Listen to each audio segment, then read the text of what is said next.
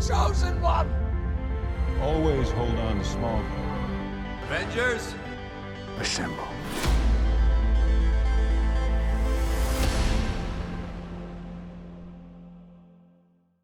Hey, welcome everyone to Nerd City Central.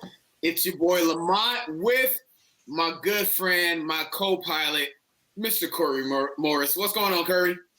Not too much, man. How are you? Good to be here, finally. Hey, man, I'm happy to be here, man. I'm doing well, and happy Star Wars Day. May the 4th be with you. Yes, May the 4th. It's one of my favorite days of the entire year, and today we're going to be going over our Star Wars ranking for the films, for the theatrical cut. So all 12, we're including the Clone Wars movie. Curry, are you ready for this, man? I'm ready. The question is, are you ready? I'm ready. So you guys know what's up. Let me put the cards on the table. I am notorious for flip-flopping on my Star Wars ranking. Why? Because I love 11 out of the 12 movies. And it's just, I love them so much that they can switch. The top 2 movies never change. But the other parts of my ranking can change. So Curry went ahead and had me put my hand on the Bible, saying that I will not change my ranking until Rogue Squadrons comes out in 2023. So two and a half years from now. So I'm letting everyone know, man of my word, I will not be changing my ranking. I will not be flip-flopping as of today. This ranking will be my ranking next year and in 2023. And you've done a good job. I mean, it's been a little while since we made that agreement, and you've done good. You've been consistent. I'm proud of you. Hey. And maybe you should save that congratulations to afterwards. Yeah, for sure. Which is funny because you made that promise, and then all of a sudden I started flip-flopping. And I was like, I don't know now. I feel like I was questioning everything. And funny enough, just a little production note for everyone watching today, we had to re-record this because I decided to flip-flop on my own ranking and therefore nullified the old video. So, great job. And because he flip-flopped and nullified it, that gives me the ability to change my ranking as well. So, because wait, what? That's not what you said. Hey, it was as of the video. The video is nullified. Therefore, this video I have to keep it the same. Hey, is this our plot twist camera angle? Dun dun dun. Hey, it's definitely a plot twist. So let's just say I'm feeling very good about this. I'll allow it this one time. Hey, there's always loopholes, my friend. So with that being said, guys, Curry will go first. Okay. And then I will go last. So Curry, you're number 12, baby. What's up? My number 12 is The Rise of Skywalker. Man, you know, I could rant about this movie for a long time, but in the sake of having a positive spirit, you know, there is a lot to like. Obviously, I still rewatch it, still enjoy it. You know, I think you have it a little bit higher than me, so I'll save a lot more of the positive points. But, you know, I really enjoyed Kylo's journey. Visually, it's very, like, dazzling. The special effects and stuff are amazing. And I think the core performances are all really solid as well. Mm-hmm. And there's a couple moments where I got genuinely emotional, some good action sequences. I just think it fails in being as logical and coherent as it should have been. I mean, the story makes sense. There's just a lot of plot holes. And I struggle with some of the things that it drops the ball on, but I can still watch it. I can still enjoy it. And yeah, that's my number 12. Sorry, man. Cool. I know it hurts. Hey, you know what though? It is what it is, man. It hits us differently. It is what it is, homie. So my number 12 is The Last Jedi. And I have to be honest. I know there's a whole movement about, you know, oh, I love every Star Wars movie. I cannot stand this movie. It has some good points. But when you sideline the black character and when you take him back to square one, where, you know, and I don't feel like it was a logical progression of his character arc, when you spend the majority of the movie letting him know why slavery and such is wrong, the black character being lectured on why slavery is wrong, even though he's been a child slave for the First Order, I just didn't care for it. Luke, the reason why Luke went to exile is inconsistent. I can explain it in canon. It's just not something I'm too happy with. But yeah, there's some good parts. But overall, as a movie, I didn't care for it, and I wouldn't mind never watching it again. Put it that way. Yeah, I hear you. And you mentioned this earlier, and I wanted to clarify real quick. For me, I love my top 8, love my top 8 Star Wars movies.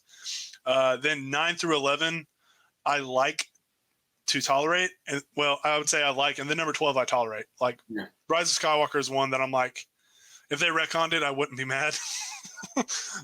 But that's never going to happen. So, however, I think, and maybe for you too, if they do some animated content or additional content, maybe it can improve some of these stories for us. Like, give me more backstory on Luke. Yeah. Or I don't know if there's anything they can do to redeem what they did with Finn, but we'll get more into that.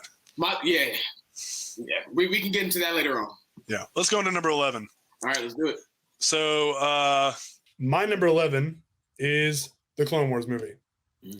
So this was one that I originally had higher because I was hating on the sequel trilogy there for a little bit because it can be frustrating.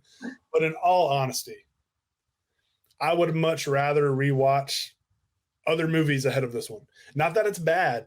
I do think it struggles with obviously being 4 episodes put together. Like, you can just kind of tell in how it ebbs and flows. It wasn't meant to be a movie. There's some great stuff in there, but it's also, if I want to go to sleep to a Star Wars movie, I could probably put this one on because parts of it just move real slow. But it did a lot of great for the series. It introduced Ahsoka. Honestly, that's a huge deal right there. So it does a lot, but it's not the most iconic of the Star Wars movies. And I think more people love it more now due to where Clone Wars ended up, not because of what this movie did. So, yeah, that's my number 11. What about you, man? Yeah, so my number 11 is the same, the Clone Wars animated film. Basically the same thing that Curry said, even though it probably is the one I could go to sleep to if I absolutely needed to choose a movie to go to sleep to in the Star Wars franchise. What I do love about it, okay, just as a quick aside, everything from 11 on, I love. Not just I love everything from 11 on. So I love the Clone Wars movie. It introduced Ahsoka Tano, my 3rd favorite Star Wars character. I love the Anakin and Dooku fight in Tatooine. Padme was great in the little she was in, trying to help Anakin out without letting people know her feelings for Anakin. So with that being said, love the movie, but I just like the other ones more. I mean, it is 3 to 4 episodes tacked together. So, yeah, it's my number 11. Yeah, I hear you, man. I completely understand, and I think we're on the same page there. Yeah. Because, last time we both rewatched it, we were like, this is good. But I think we were on that high because we were like, the sequels, they just can frustrate us. But we hadn't seen the Clone Wars animated film in a while, too, so I think that kind of, brought some, it's kind of, I forgot how decent it was, man, how good it was. If you want a better Clone Wars movie, just watch the 2D animation from 2003 because it's awesome. Dude, so good. So good. It's in my head canon too. And honestly, if it was part of this ranking, it'd be pretty high. Yeah. Same with Siege of Mandalore. All right, number 10. Number 10 for me is The Force Awakens. So The Force Awakens,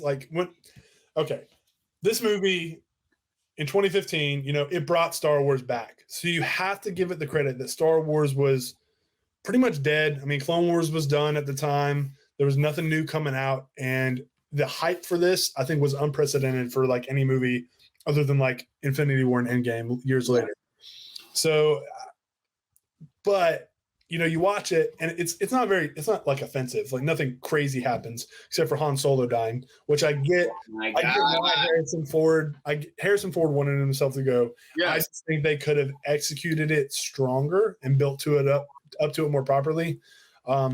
It feels like it shouldn't have happened in the first movie. It feels like it should have happened later, but I also get it. Their hands were a little tied. But we'll see a history of them killing off people when they shouldn't have. Or a progression, really. So yeah, it's A New Hope Part 2, really. The world building is non-existent. It honestly feels like it should be the start of episode 10, and these movies should be 10, 11, 12, and there's a whole trilogy of missing information that we didn't have. Thankfully, Mandalorian and all the Disney Plus shows are going to fill that in, but that's after the fact because they realize, we jumped the gun on some of this information. Yeah. And I know there's extra material and all that help fill the void, like Bloodline, like you've talked to me about. And I'm sure that'll help me watch this movie. But when you watch, it's like, man, it's missing so much important information. Yeah. Like how did Maz Kanata get the lightsaber? And that's important for me because it was set up to be important. When you say it's a story for another time, instead of, dismissing it with a small piece of dialogue, and that MacGuffin, that artifact has so much history in Star Wars. Not only did that thing kill all the younglings, but it also fought Darth Vader on Cloud City. Like the Youngling Slayer 3000 has history to it. And yeah, but in the sake of not going on too long, Force Awakens is fun. It brought Star Wars back. It has some really great characters, but it's too similar to A New Hope, and it retreads too many old ideas. All right, I can respect that. But yeah, that's just how I feel about that one. So what about you, Amant? What's your number 10? My number 10, y'all, A New Hope. A New Hope is my number 10. Listen, it's iconic. It's the first Star Wars, right? Luke and the gang get together, Obi-Wan Kenobi. I just don't love it as much as I love the others. I really don't have anything bad to say about A New Hope, to be honest with you. Of course, the fights effects are a little aged, but overall... I'm going to stop you. Nope. Your opinion's invalid from here on out. You toxicity, man.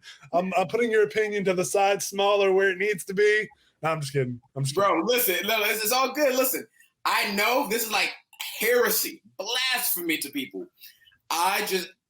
For me personally, man, A New Hope is a great intro into the Star Wars universe. 100%. Darth Vader's entrance, but it's just the other ones. Again, I don't really have anything bad to say about it. Like, people, talk about the effects, but for 1977, it was groundbreaking, right? It was revolutionary. So I love it for what it is. I don't judge it based upon 2021 standards. So even though it's dated, I don't knock it for that. I just love the others more. So again, I really have nothing negative to say. And from here on out, I'm really not going to be saying anything negative about the movies. I just love the other ones more. So New Hope to me is a great film, and nothing bad to say about it. Even the beginning of the movie where people say it's slow, it's not slow. It's world building, and the intro, the very first scene is not slow. It's like, whoa, who's this man in all black throwing people around? You know what I mean? So yeah. New Hope, my number 10. I hear you, man. Yeah, and I do respect. I'm giving you grief because I have to, but I did a ranking with someone else recently, and they had Empire Strikes Back at number 10, and I about died. A part of me died on the inside. And that person's watching it, you know who you are. Hey, cancel culture. Call them out. Was it Drew? Or was it Jessica? It was Jessica McNair. Jessica! You've been canceled on 2 podcasts now. Hey, you know what though? Hey, here's the thing. Actually, I'm calling her name, not to cancel her, but because I'm about to join her for my next one. Oh, you're killing me. Well, then you might as well go next. Go ahead. What's your number 9? The Empire Strikes Back, man. You changed your list. You cheated. I did change my list because the other video was void. So therefore, from this video on, I will not change until Rogue Squadrons comes out December 2023. But Empire let us know in the comments if you think that's some crap, because I think that's some crap. Hey, there's always loopholes and technicalities, baby. But that's not how the Force works. hey, that's how the Force works in the sequel trilogy. Training. Who needs it? Who needs why don't you go shoot Force lightning into a lightsaber and electrocute yourself? Like Palpatine did, like 3 times. Hey. Let that be a lesson, man. We often don't learn, even though we keep getting the same results. You know what I mean? But yeah, Empire Strikes Back. Great movie. Luke, Vader. I love at the end. To me, that's even better than the lightsaber fight when Luke gets rescued by Leia, Han, and Lando. And he's on the ship, the Falcon. And Vader goes, son. Or Luke. And Luke instantly goes, father. And you see the love already. And then you see Vader say, son, come with me. Join me. It is your destiny. The one thing about that scene that I don't think a lot of people recognize is that that's Anakin speaking out a little bit. Because what does Vader always say about Anakin? Anakin was weak and I destroyed him. There's no more Anakin. Vader doesn't have a son or a daughter. Anakin Skywalker does. So when he calls Anakin son, you start to see, or when Anakin calls Luke son, you start to see Anakin start to come out again. So for me, Empire Strikes Back. Love it. Cool, man. We're gonna fight, but cool, man.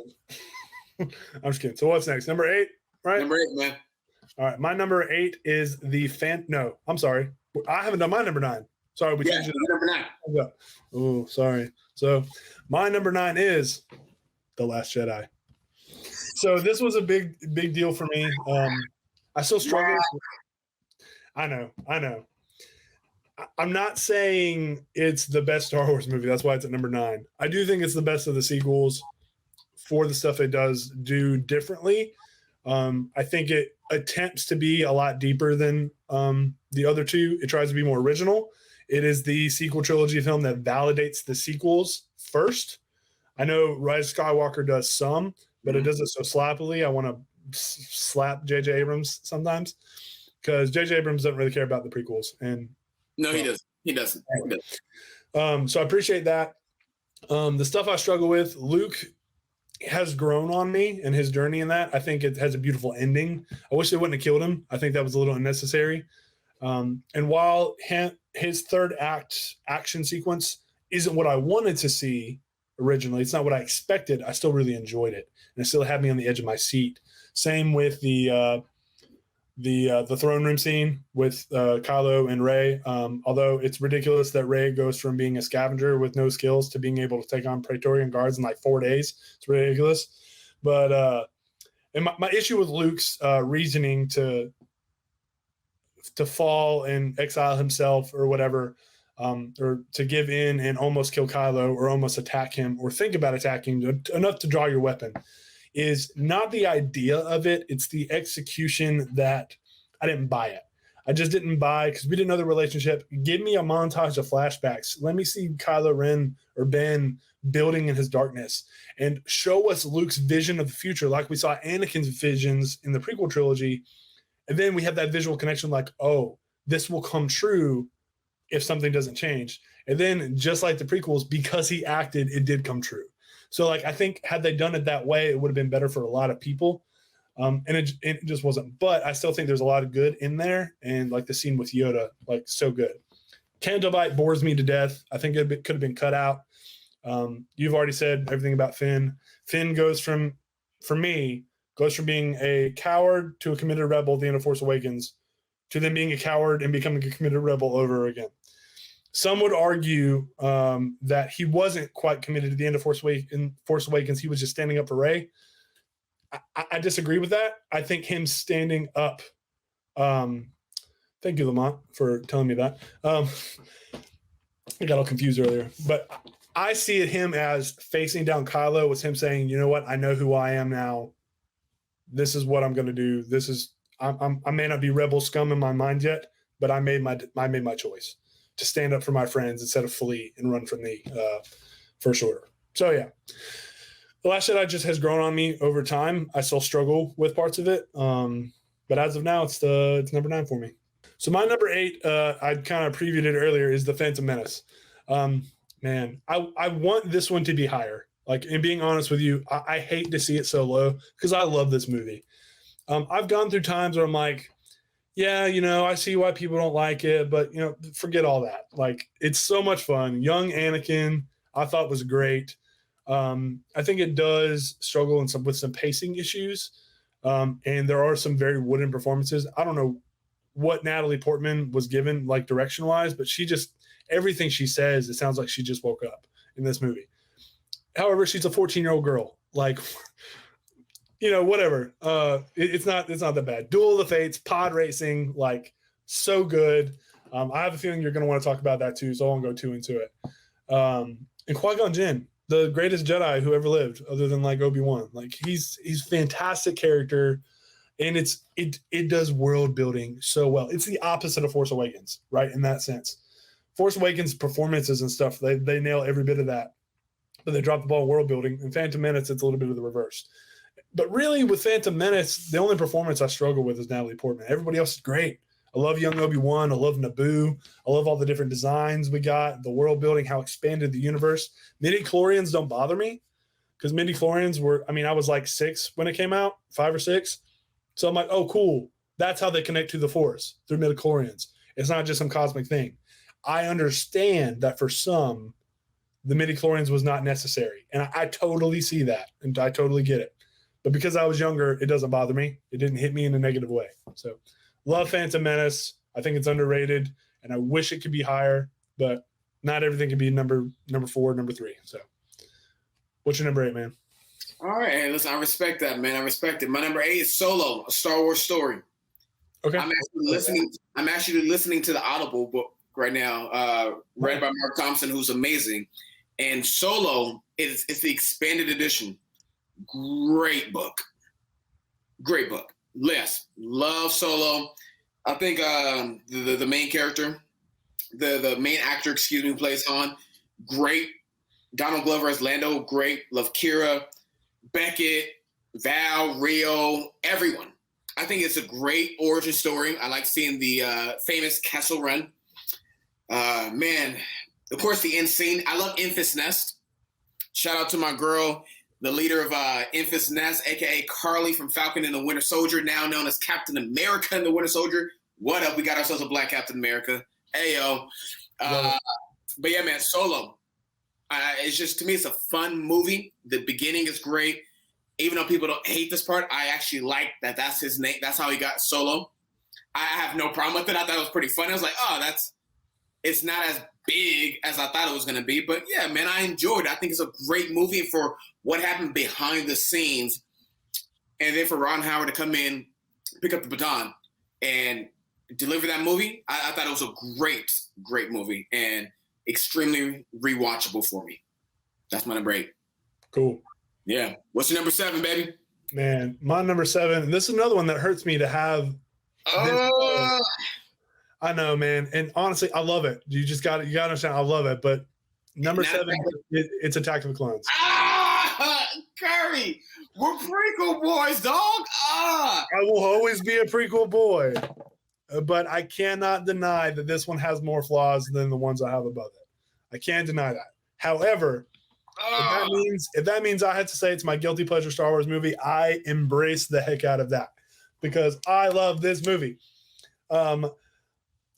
Some people might say I don't like sand. Well, I like sand. I like this movie, and I'm gonna save that great thought you have about a line in that, or about that line for when you talk about yours. But man, Obi-Wan, Camino, that final third act battle, like the whole thing, Yoda versus Dooku. Okay, that blew my mind as a kid. Like blew my mind. There's some. It overuses green screen. The whole Sifo Dyas thing was not explained until Clone Wars, like 12 years later. So it's a little bit of a plot hole because it doesn't make a ton of sense. Not necessarily a plot hole, maybe more of a plot gap. Yeah. But it doesn't bother me now because they answered it. I say it shouldn't bother me as much. There's some early CGI technology that they pioneered. Like, for example, when Count Dooku's fighting, it's a stunt double, and they CGI'd Christopher Lee's face on the double. And while that technology's come a long ways, it's a little bit more noticeable then. But they were smart. Okay, I never knew that, so it was not noticeable to me.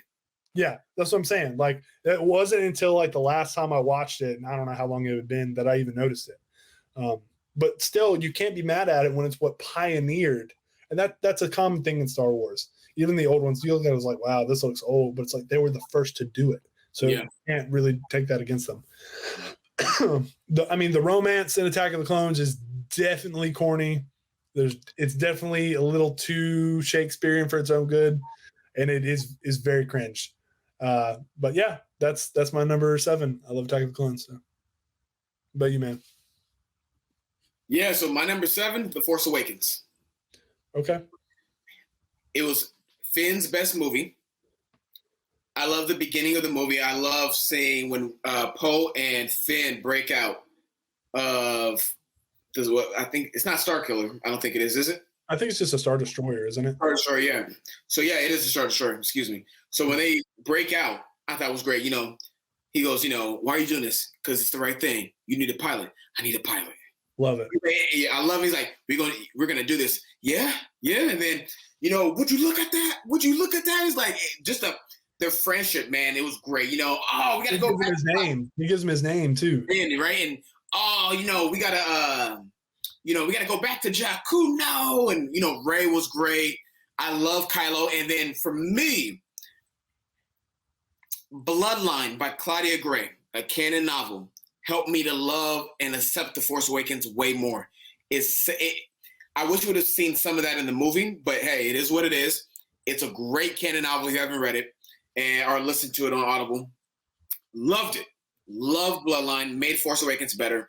And I love Han dying that way. It was sweet and, sad. And, of course, the last the last scene between Rey, Finn versus Kylo, great. And then, of course, just the scene with Luke and Rey and the way that they're just, looking at each other. Yeah, full of hope. I enjoyed it. That's my number 7.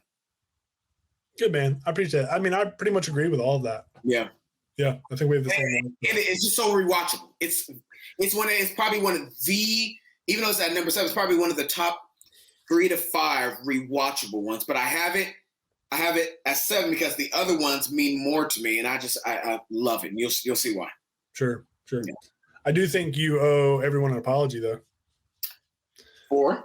You have Force Awakens over New Hope. That's heresy of the highest order. Listen, it is above a New Hope. The highest order, Lamont. Listen, for all those I've offended, suck it up. You get no apology from me. Hey, I would say stick to your guns, but they'll change next week. I'm just kidding. Hey, it can't change until 2023. There's no more loopholes. As long as the fine print said if Curry changes his ranking, you get 2, because I don't remember saying that. The fine print says when we do the video, can't change. Since that video is null and void, that's what the fine print said. Devil's in the details, my friend. Devil's in the details. There's a devil somewhere in here, that's for sure. All right, number 6. Force Awakens. What's your number 6, buddy? Number 6, I have Solo, a Star Wars story. So Solo is that movie I was really nervous about when it came out. It's the movie that no one asked for, but pretty much everybody enjoyed. Yeah. I think it was unfortunate that it didn't make as much money because The Last Jedi, I think, really split the fan base, unfortunately. But it's so good. The Darth Maul connection, unfortunately, that was spoiled for me before I went and saw it, so I was kind of mad about that. But it still blew my mind. It makes me excited to hopefully see more of Maul and the Shadow Collective and Crimson Dawn in the future. But it's just such a fun adventure movie. I think there's a sense of fun missing from Star Wars overall until Solo came back. Like, they forgot that it's supposed to be very much based on like 1940s serials, very adventure, very witty, very funny, very much more lighthearted with serious moments. Yeah, I just really appreciated the backstory. I didn't need any of it. That's why it's at 6, because you could take it out and it doesn't really add anything to the franchise. It's just like, oh, this is how they met. Oh, this is cool. But the cast was great. The script was great. It was well shot. I had a smile on my face the whole time. And yeah, I'm really hoping they make a sequel or a Disney. We are getting some Disney Plus series, so maybe it'll pick up some of those threads. But that hashtag make Solo 2 happen, I'm still about it. So yeah, man, that's my number 6. What about you? Hey, real quick, homie. Can we just appreciate the scene where they finally are face to face with Enfys Nest and Han steps up? You see that ship down there? Yeah. It's a ship full of men. All I have to do is give my signal like this, and you're surrounded. And Lando flies off, and you see like Kira and everyone look at him. He kind of steps back. He's like, "Hey, Beckett, go and do your thing, baby." Like, I'm like, "Yo, it's perfect." Man. And when they're breaking out of Kessel or the mines, and the way that he grabs the gun and he starts to shoot right when L3 dies. Who people hate L3? That's one of my favorite droids. I love L3. Droid rights. Justice for droid. Hey, sentient rights. We I gotta say that. Hey, I'm like finally addressed. Hey, L3. I'd have her marching with me at a Black Lives Matter rally, man. I know people are like, "Oh my gosh, you said Black Lives Matter. Suck it up. Stop being a baby." Yeah, I said it. You're fine. Hey, if all lives matter, Black lives have to matter. Bruh, and all lives can't matter until Black Lives Matter. You know what I mean? Amen. Now make me go Black Panther on y'all. Hey, so I'm glad that Solo finally brought up the point of droids are treated like crap in Star Wars, and they finally addressed it. I love that. Like crap, bro. It's incredible, and I like how it connects when she dies and they plug her into the Falcon. It connects to that scene. I think it's an Empire. Is it Empire or A New Hope? I think it's A New Hope. If I'm not mistaken. No, I feel bad. No, or is it whatever? It's either A New Hope or Empire. I'm thinking it might be Empire. It was like, oh, this has such a unique navigational voice or system or whatever he says. It was just like, oh, I see what they did there. That's cool. Yeah. But yeah, man, cool. I can dig it. Yep. All right. So my number 6. Yeah, you're number 6. The Rise of Skywalker. Only a number 6. You will see. You will see. Only a number 6. I'm gonna need you to bump it down some more. Nah, player. Nah. Here's the thing. It was going to go higher, but I couldn't justify putting it above my top 5, and we'll go into that. But Rise of Skywalker, despite all of its flaws, I loved it. Palpatine made, since Rian Johnson did the horrible decision of killing off Snoke with no information on him, it was up to Abrams. It was up to Abrams to come back and try to fix his mistake. People said, let Kylo be the main villain. No one wants to see the last blood Skywalker die a villain. That's not how people want to. So he was forced to bring back Palpatine. I don't put that on JJ. I put that on Johnson fully. So I even like what John Boyega said. He goes, y'all get on JJ. No, JJ wasn't even supposed to come back here and try to fix your crap. He goes, but he did it to try to fix your crap. I put the blame on Johnson, man, and The Last Jedi. So for me, I love Palpatine. That dude was swaggy, powerful. I love hearing Anakin and Ahsoka. For me, Rise of Skywalker does not destroy the Chosen One prophecy at all. Based on what we saw with Master and Apprentice by Claudia Gray, where it says that the ultimate balance will be brought through a Chosen One. That's through his children and through his grandchildren, who's a dyad. And you say, well, what do you mean his grandchildren will raise an adopted Skywalker? So that's now his adopted granddaughter, and she's the apprentice of Luke and Leia, really Leia. And she's also a part of the Force dyad with Ben. So with that being said, I'm 100% fine with that. I can watch Return of the Jedi. I'm like, yeah, he's began the Chosen One prophecy. That's the beginning of it. He's beginning, and it will be fulfilled through his descendants. But just like we say as Christians, right? Jesus is healing the world. That's true, but how does he do it? He does it through his church. So we can say the world is being healed through Jesus and the church, or just Jesus. Both are true. So we can say that Anakin still defeated the Sith, even though he did it through his descendants. It's still through Anakin. So thinking theologically here, I'm just saying Jesus is healing the world. Amen. But Jesus is healing the world through who? Through his body. So both are accurate statements depending on which one you want to say. So Anakin destroyed the Sith, and Anakin and his children and grandchildren, his lineage, destroy the Sith. So for me, and also last thing I'll say, of course, the Rise scene is beautiful. I actually like that, even though Finn doesn't say it, we get to see Finn use the Force. I love it. But I love how Anakin says in Phantom Menace, and I'll finish up after this, the Phantom Menace. Mom, you tell me that the biggest problem in the galaxy is that no one helps each other. And in episode 9, when all the ships come out in Endgame 2.0, you know what I mean? And Lando, who's the Falcon 2.0, say, on your left, I'm playing. He says, there's more of us. What happens? It's people. Even they say, they go, it's just people. It's just people. So that's me, man. I thought it was a good ending for Phantom, for Phantom Menace, and then I thought it connected well with Rise of Skywalker. And I will say, like right now, but also before, you have helped me enjoy the good parts more. And while I have issues with the story, it's actually more about how everything was executed and put together more than anything. Yeah.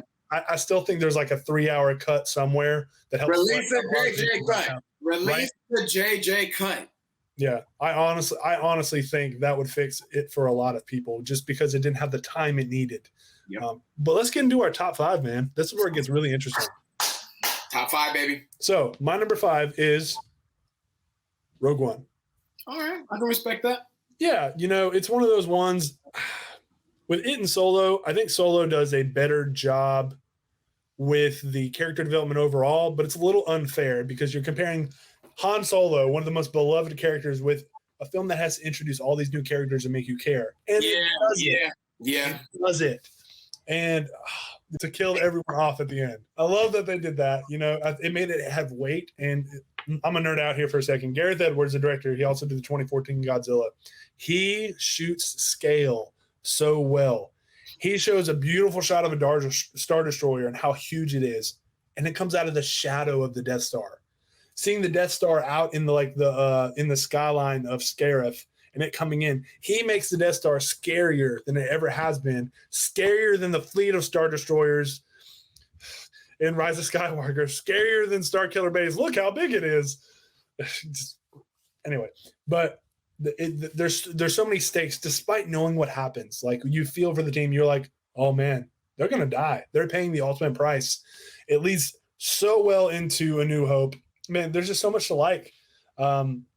It makes A New Hope a better movie by explaining that the literal hole in the Death Star, the plot hole that people say, it was intentional, and I think that's really great. And last but not least, this is gonna be my last thing because I'm sure you're gonna go into it too. Everything and anything to do with Darth Vader in that movie is golden and built on lore that is still being expanded upon in comics and books. Love his scenes. I honestly could have taken even more, but I love that we got to see that because I thought the movie was going to cut off when his lightsaber turned on, but they didn't. They gave us that moment.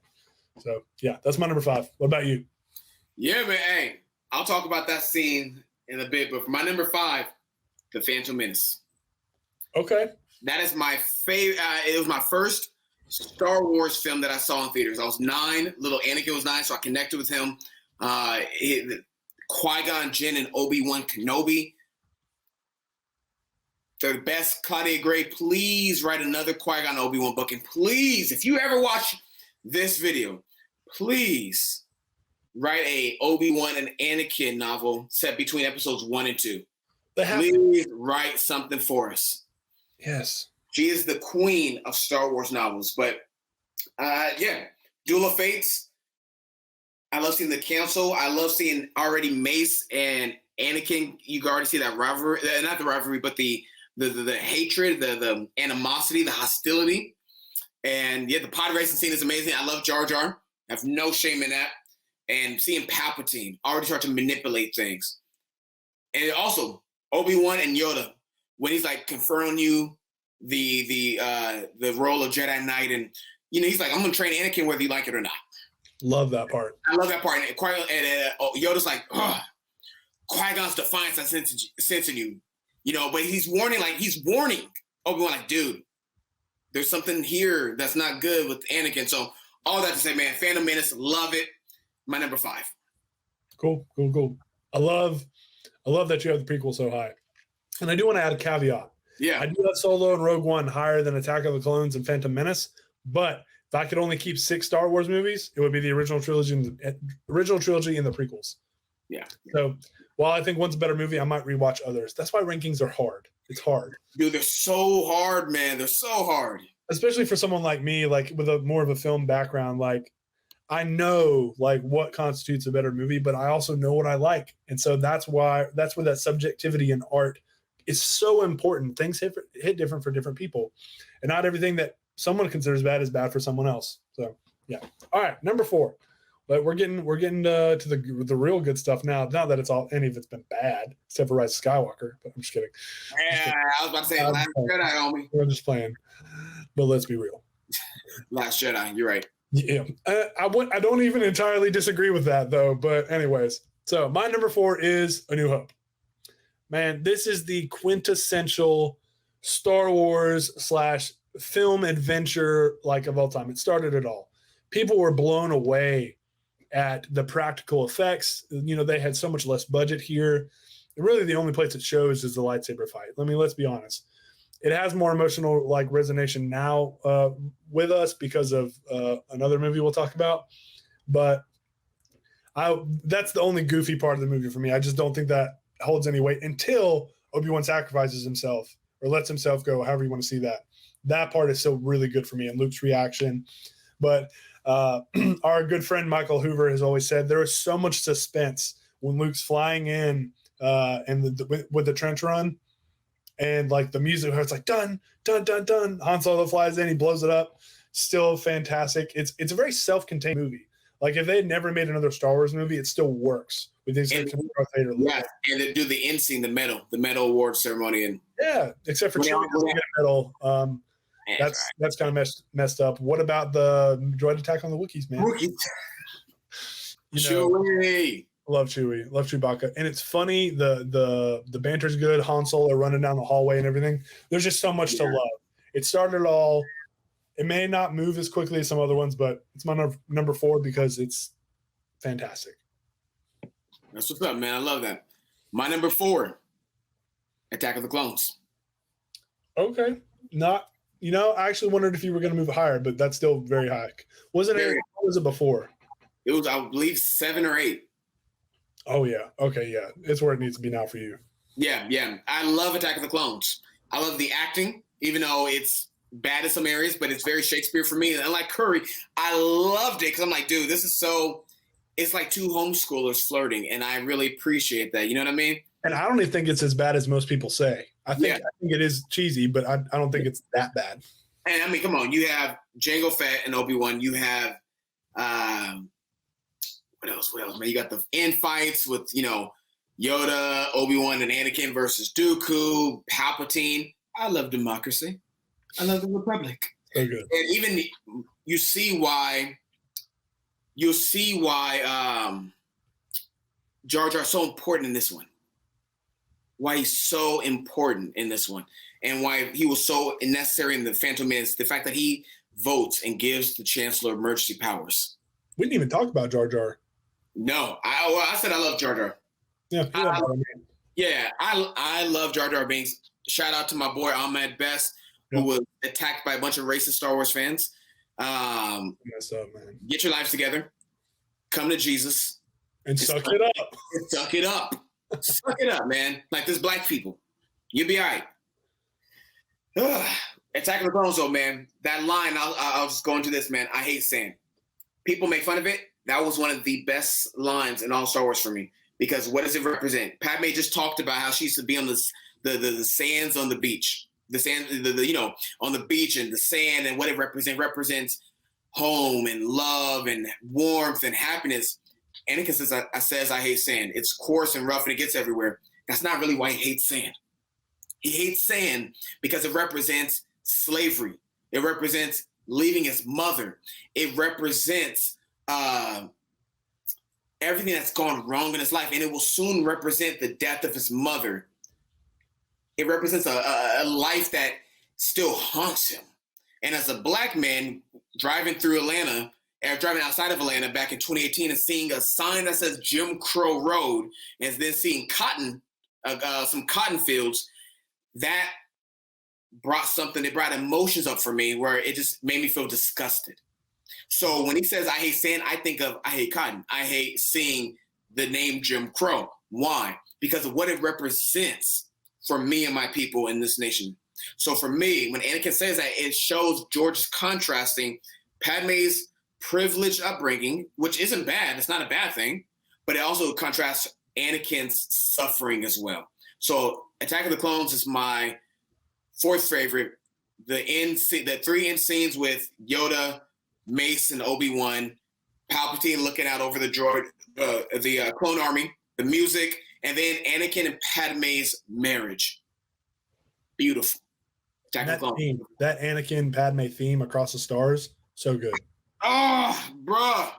So dude, so good. And hey, I appreciate you sharing that about that line too. When you first told me that, I didn't really hate the line because I always kind of like, of course he would hate sand.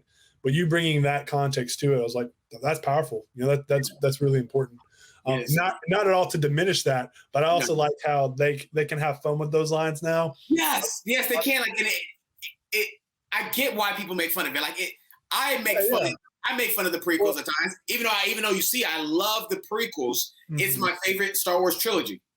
Yeah, but I can also make fun of it because it's like, we're not talking about the Bible. It's not it's not inerrant, infallible. So I love it, but I also make fun of it at times when it's relevant. Even the Star Wars like creators have fun with it, because in the Battlefront 2 video game, the 2018 one, not the OG greatest Star Wars game of all time, but the newer one, when you play as Anakin on like Tatooine or Geonosis, I kid you not, Matt Lanter voices him. He'll go, "I hate sand. It's coarse and irritating. It gets everywhere." But he says it like in a way that's like whiny, not like the serious conversation that they were having. And I just think it's so funny. And like, if you can't laugh at that, then like you're being too self-serious about the line. But that doesn't mean it can't also have thematic weight for Anakin's backstory. So yes, good stuff, man. Hey, so we're at number 3 now, right? Yep, number 3. All right, hit us with it, man. This one took some self-evaluation, but my number 3 is The Empire Strikes Back. Used to be number 1, then it was number 2, but to be honest with you, man, it's honestly a perfect film. The character arcs, Luke's journey especially, the world building and expansion of the lore, the greatest plot twist in the history of cinema. I don't really remember it as much as a kid. I don't remember the moment I learned, but I know the effect it had on society. I know the effect that it had on movie making. How many times has it been parodied? It is the most like misquoted line of all time too. It's instead of people say, "Luke, I am your father," it's "No, I am your father." You know, it changed movies forever. It's a dark sequel. It's darker than the original, which usually doesn't happen. It ended with the bad guys winning, and that's a huge deal to me. But yeah, it ends on a great cliffhanger. The bad guys win, and what more could you ask for to set up a third chapter? So yeah, my number 3 is Empire Strikes Back. All right, dog. What's your number 3? Rogue One, baby. Nice. Love Rogue One. I can't deny how much I love that. K2SO. My Chirrut Imwe, right? Chirrut Imwe. Yeah, that's right. I think. Yeah. My top 5. He's in my top 5 Star Wars characters of all time. He's my number 5. Well, he's played by Donnie Yen. I mean, Donnie Yen's amazing. But he's so great. Are you kidding me? I'm blind, and I'm one with the bro. I'm one with the Force. And then the way when he dies, Baze takes over. I am one with the Force, and the Force is with me. And I just love the movie. The Vader scene, of course. Do not listen. If you ever meet a Skywalker in a hallway, leave, man. Leave. Like, you don't want to. If you're a youngling or someone in a hallway, it's kind of like that. It's kind of like that Simpson meme where you see, was it Nelson or whatever on the bus talking about, "I'm in danger." You're in danger if you see a Skywalker in the hallway and he's hooded, holding a lightsaber, or if you're a youngling. If you're a youngling, just stay away from Anakin. But yeah, man, Rogue One, amazing movie. It was the first Star Wars movie where you really got to see, like, for like, honestly, in my opinion, war. Like, you got that in Return of the Jedi on Endor. I'm not taking that away from it, but for me, that was like the first gritty Star Wars movie. And yeah, I loved it, man. K2SO, everyone else. So yeah, bro, let's do this thing. You're number 2, homie. What's up? My number 2, and this was after some like self-reflection and like just what did I watch the most as a kid, like prequels.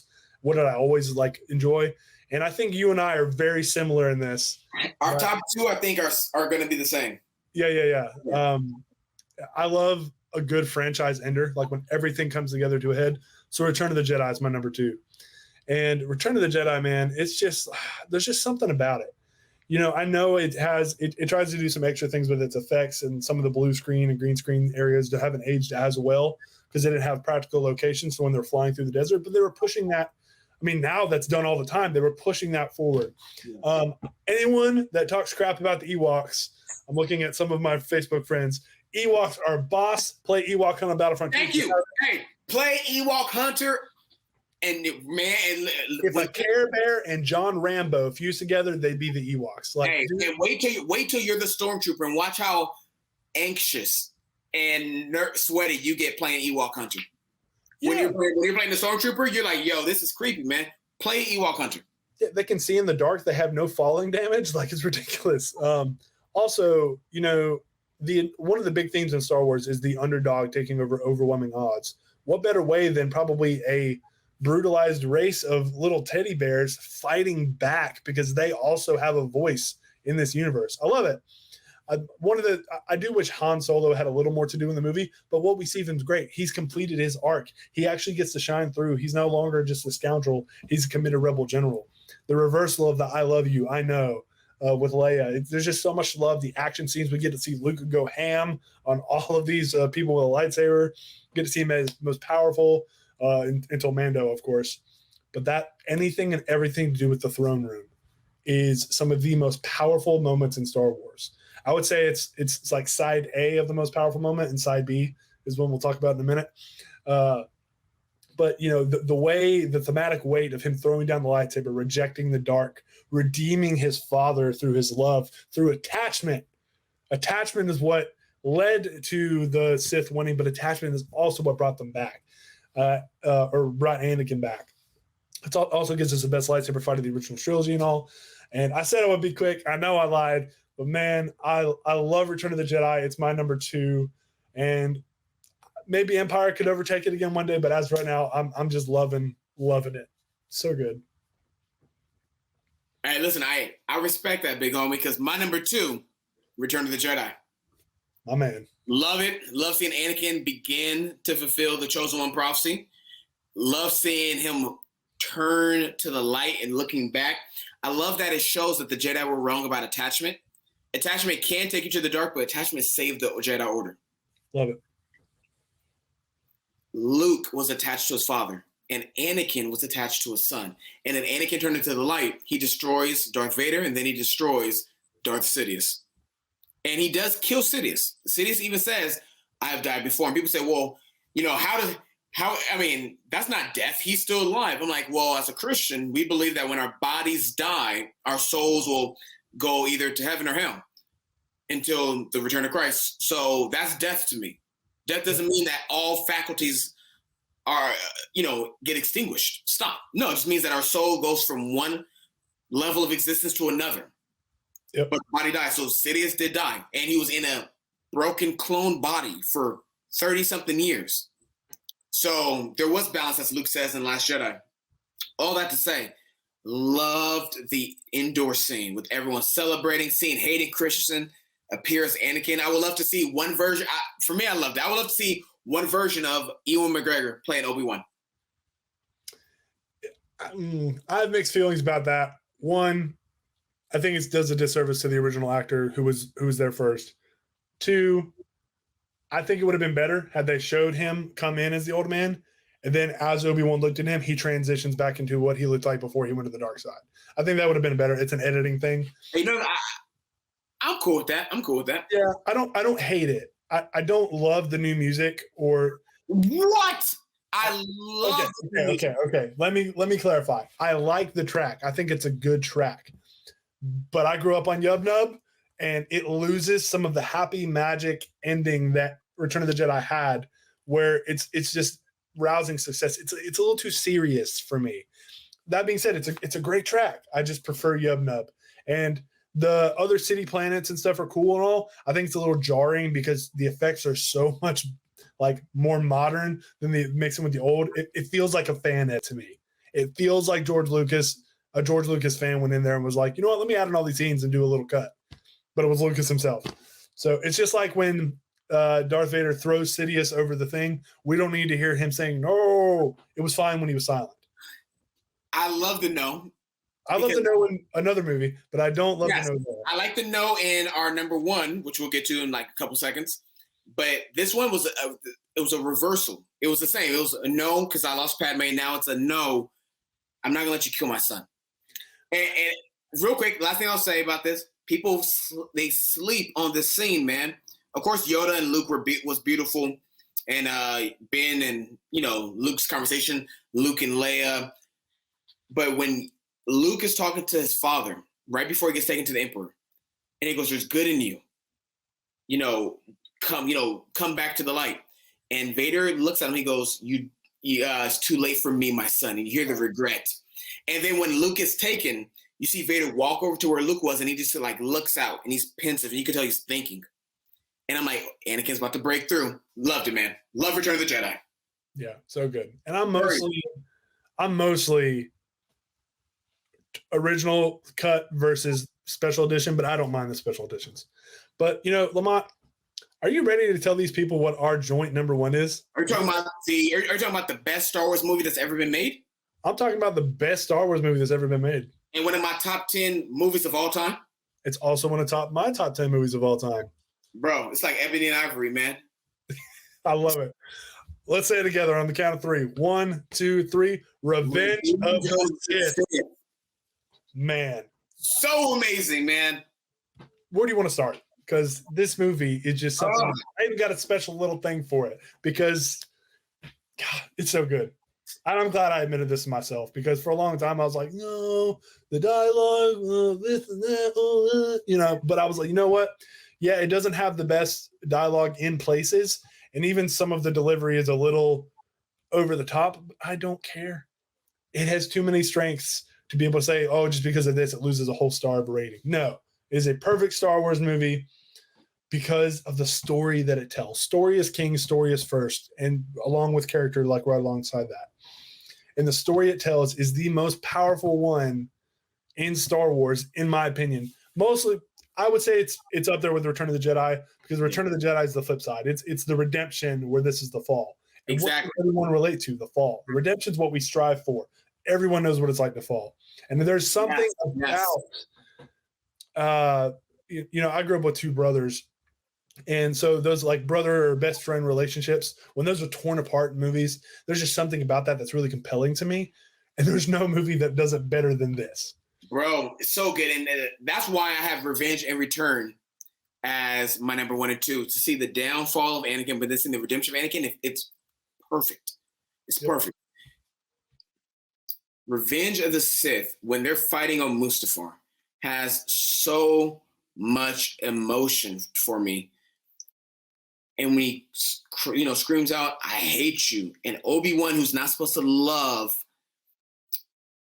in the way that Obi-Wan loves Anakin, he loves him as a brother. He's attached to Anakin. When he goes, "You were my brother, Anakin. I loved you." Chills, bro. And you can see Obi-Wan is broken. Anakin's full of hatred. And yet we know that what Padme says is true. There's still good in him. The fight on Mustafar, Yoda and Palpatine, and the beautiful scenes with Order 66. Yep. The emotion, just it's a brilliance of Palpatine's plan coming together.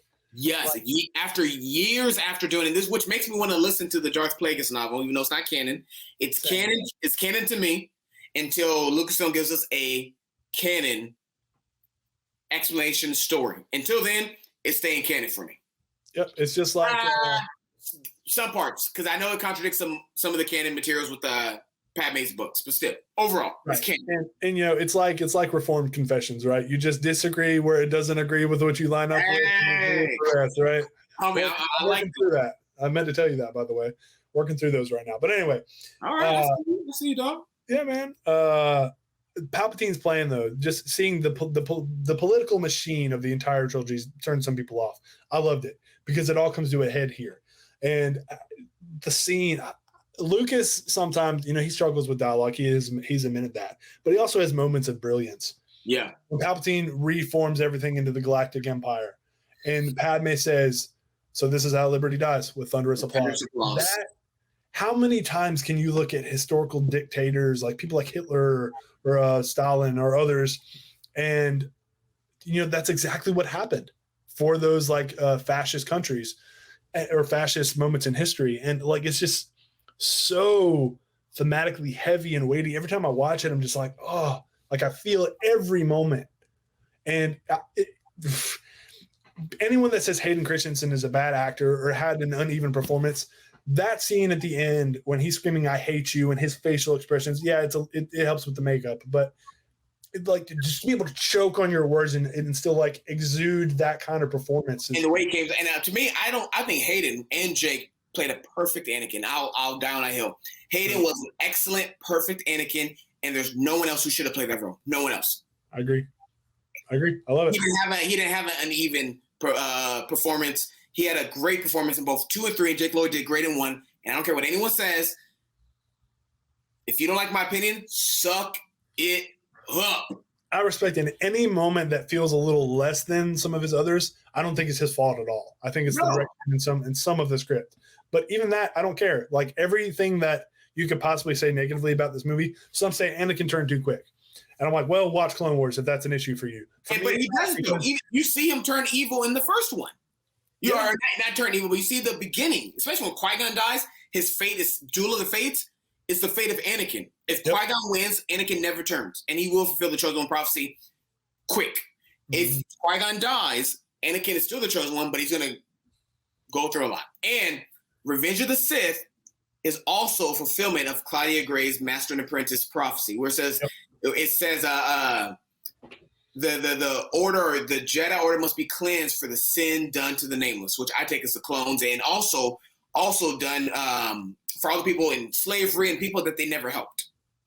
Yeah. I think that Order 66 was Palpatine and Anakin fulfilling that prophecy, and then the destruction of the Sith is also in 6 and 9. So Revenge of the Sith, it makes every Star Wars movie after it better and every one before it, because now we know Vader's backstory. Every scene with him in the original trilogy now has a tremendous extra amount of weight.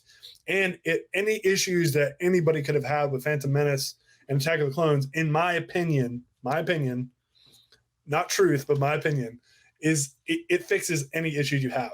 And for me, All That Fall works with just the trilogy, but the Clone Wars just adds that extra specialness to it, right? You can see more. And can we also just talk about, I'm going to give some extra emphasis to this, the music. So good. Anakin's Dark Deeds, Anakin's Betrayal, and Battle of Heroes are three of my favorite film score tracks of all time. Bro, when he's marching up the temple with the 501st as Vader, in the movie's fantastic. We get more lightsaber battles. I would have to count. I think there's more lightsaber battles in this movie than the sequels. I was going to say than any other Star Wars movie combined. Most of the time, we only get one. Hold on. We got Obi-Wan versus Dooku. We have Grievous and Obi-Wan. Yep. We have. I'm going to do the holocron, Anakin in the temple. Yep. And I was going to say. I'm including it just because we saw the holocron. He's fighting someone, so that's a lightsaber battle. I would also add the Grievous droids versus Anakin and Obi-Wan at the beginning. What do you call them? His generals or whatnot. I know what you're talking about. Yeah. And listen, if you give me the holocron, I'll give you this one. Fine. So that's 4. Then we have. Did we ever say Obi-Wan and Grievous? Yeah, we said that one. Mason Palpatine, and with all the other masters. Then we have Yoda and Palps, and then Anakin and Obi-Wan. So we got 7. Oh, Yoda beheading Obi-Wan and Yoda fighting against the clones. Is that lightsaber? Yeah, I wouldn't count that because it's not But yeah, that's 7. We have about 6 to 8. We'll put it that way, 6 to 8. Yeah, and at max in other movies we have 2 when it's lightsaber on lightsaber. If we're lucky, Phantom Menace we had 2. Yeah, 2 because you have the short Qui-Gon Darth Maul one on Tatooine. So yeah, there's more than maybe not combined, but it's close. And so you can enjoy this movie from a pure spectacle perspective, from an emotional perspective, and from a thematic richness that I just don't think you find as fulfillingly in any other Star Wars movie. Steven Spielberg himself, because there's rumors he helped a little bit on Revenge of the Sith, just gave his friend George Lucas some advice. When it shows Uncle Owen and Aunt Beru holding Luke at the end, Steven Spielberg said it brought a tear to his eye because he got to see his friend's saga come full circle. And there's something very poetic about that. Dude, and I want to address one thing too. People complain that Padme's death is whack. And while I think it does, you have to use the Force as an explanation for why Leia remembers her mother. But people can die of a broken heart. And people have died over broken hearts. On top of childbirth, trauma, and being force choked by her husband. I buy it. It works for me. Maybe for some it needed a little bit of extra dialogue, just like I need extra dialogue for the sequels. But I think it works. And I think it's beautiful and tragic. And hey, I want to ask a question.